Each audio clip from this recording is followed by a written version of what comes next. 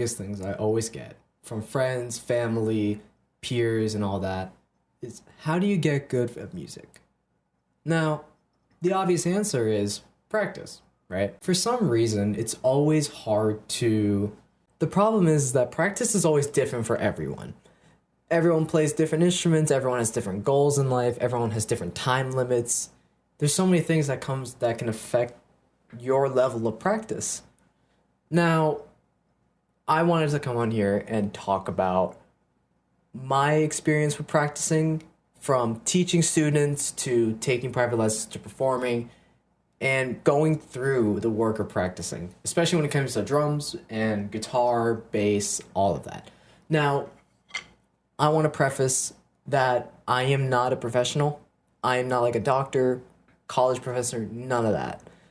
I am just a normal guy, a normal musician who just has the same responsibilities most people do.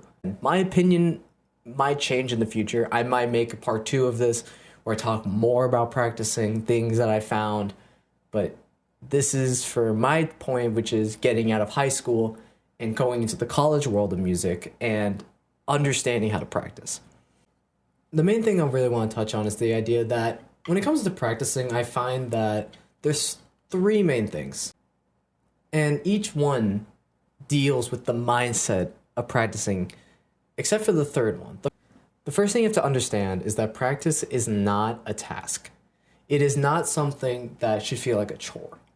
I'm sure those of you who work out can understand that sometimes when you're working out, you get bored or you get tired. You know, you get to the point where you're like, I don't want to do this anymore because it's not fun or it's not enjoyable. If you can find ways to make practice enjoyable, that is what's going to help you a lot. Because when it comes to anything we do in life, especially in my generation, is that we get bored very easily. You're watching a YouTube video right now, and I'm sure if my editing is really bad, you've probably already clicked off the video. It really begs the question on how do we improve that, especially when it comes to things that don't generally give a lot of attention. The best thing to understand about practicing is to understand that practice is just meant as a way to improve. And if you can find the joy in improving, even if it's just 2% better, if you can find the joy in that, you are going to enjoy practicing and you're going to eventually practice more. Practicing should feel like a stress reliever of some kind. Whenever I'm really stressed when it comes to academics or social life, I go to music. I'm either playing guitar or playing bass or just drumming on my drum pad. I do that as a stress reliever. 2, 3... Mr. Krabs, I want to go to bed! When I went to play for a lot of ensembles, whenever we go to practices, sometimes it feels like we got 10% better one day, but then 1% better on another day. Practice should always be about getting 2% better. No matter what you do in life, the hard work will always come through, and you won't always get the same results every time. It will always be different. But if you can get at least 2% better in whatever you do, that should be enough. Now you might have to take some steps back. You have to go back to the basics to rework something in case you learned it wrong. But again, don't view it as steps back. View it as I'm getting better because I'm correcting it. The second thing to understand about practice is that results will not show up the same way for everyone. I'm blessed enough to have been doing music all my life. I've been performing. I've been on the stage since like 3 years old. Obviously, every person's different. Not everyone has been doing music for a long time, and not everyone can understand the work that comes into it. The thing I tell beginner musicians, especially my younger students, is that results only matter to you. If you are getting better, that is all you have to worry about. You'll see people online doing crazy stuff, and you'll think that they've only practiced for like a week or something. And they might have. They might have only practiced a song for a week and they can shred through it. And most beginner musicians I know, they'll take a month or 2 just to learn one song. And again, that's not a shot at them. But you have to understand that results will always be different for everyone. So yes, if you are the person that is spending hours on end playing the same part over and over again, you still can't get it. but you're slowly making progress, you feel like, oh, maybe tomorrow I'm going to get this. That's the mindset you got to have. Now, the final part of this is methods that I find that tends to help me practice. And I've seen other students, whether it be my peers, my band directors telling me this, or my private music teachers telling me this. This is what I've learned that needs to practice. To start this off, I want to preface that I've been doing private lessons for a year.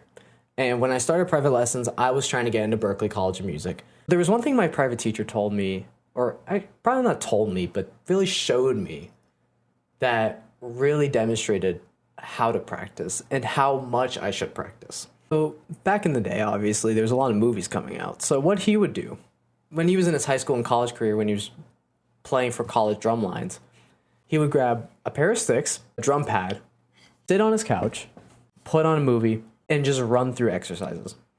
That story really made me understand that it's not about what you're doing, it's about how you're doing it.